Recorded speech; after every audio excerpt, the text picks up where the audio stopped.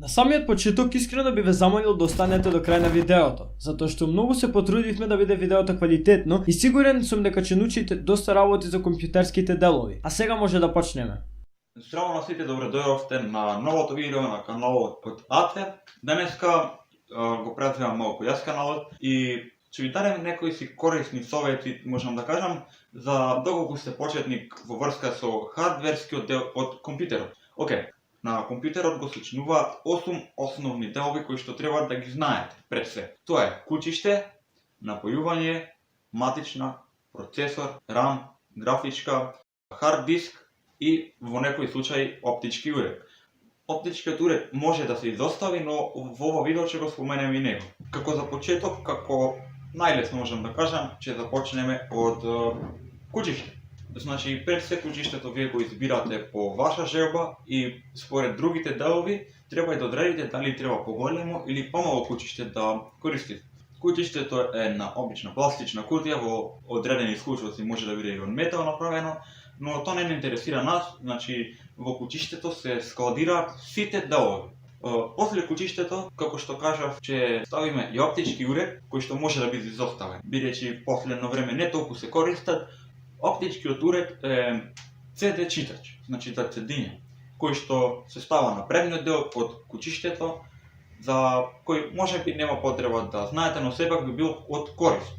Одиме понатаму со една од основните исто така и непотребна компонента можеби, а тоа е струјата во компјутерот. Односно, тоа е една метална кутија која што се нарекува напојување. Од штекер од 220 волти, кога ќе приклучиме кабел во напојувањето, понатака не сите компоненти користат 220 волти и затоа е потребно напојувањето.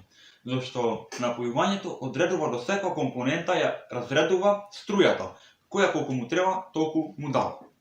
Понатаму, една од основните компоненти, како што кажавме, е матичната плоча. Зошто служи таа? Матична плоча, или по ново време познато како главна плоча.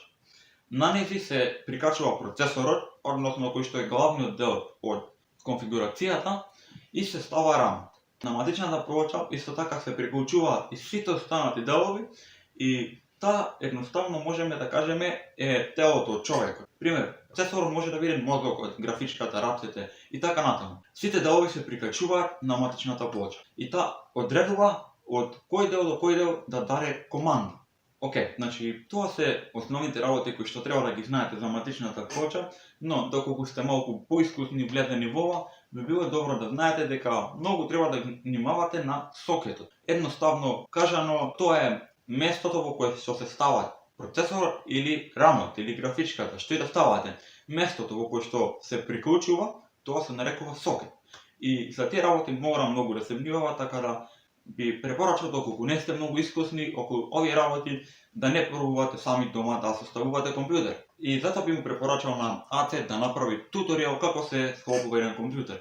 Па АЦЕ останува на тебе другото.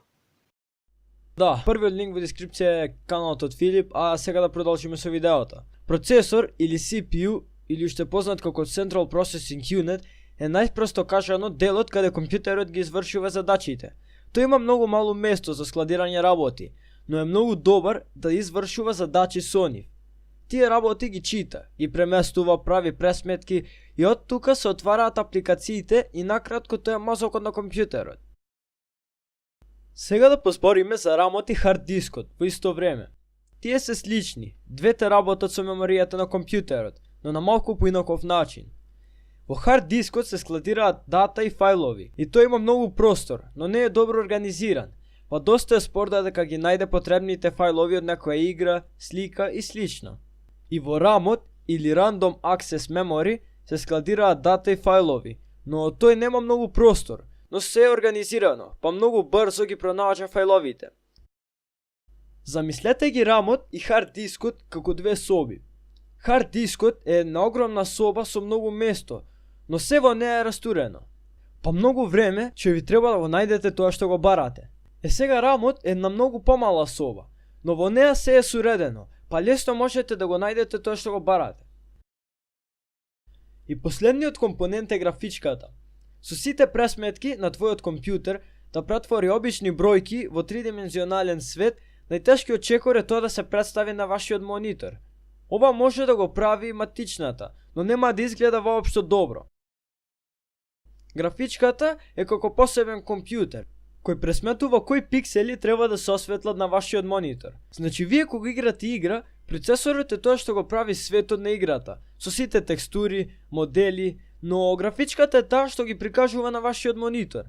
И да, тоа се оние основни делови на компјутерот. Се разбира, има и други делови, како систем за ладење, wireless карти, но сепак тие се дополнителни. И тоа беше тоа за ова видео. Уште еднаш голем поздрав до Филип, имате линк од неговиот канал во дескрипција. Доколку мислите дека некој дел сме го пропуштиле, слободно напишете во коментар, оставете лайк и сабскрајб, а ние се гледаме во наредното видео, а до тогаш поздрав!